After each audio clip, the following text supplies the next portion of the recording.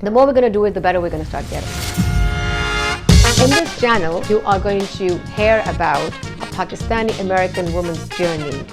Hi, my name is Meyher and I am an author, a career and life coach. I'm a real estate entrepreneur. Is it good or not?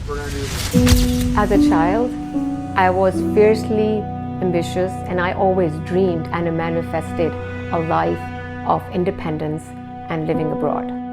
That pushed me to be where I am today. My journey has spanned from being born in Pakistan, going to college and school in Pakistan, have all my work experience in Dubai, going to college in London, and now me being an American citizen. I cut it then. I love people. So I'm like, oh my God, I found my passion. That's how you combine HR and business together. And that's how I went into the field of HR. Now, I run House of HR for career and life coaching. The future is women, and the future is MasMas.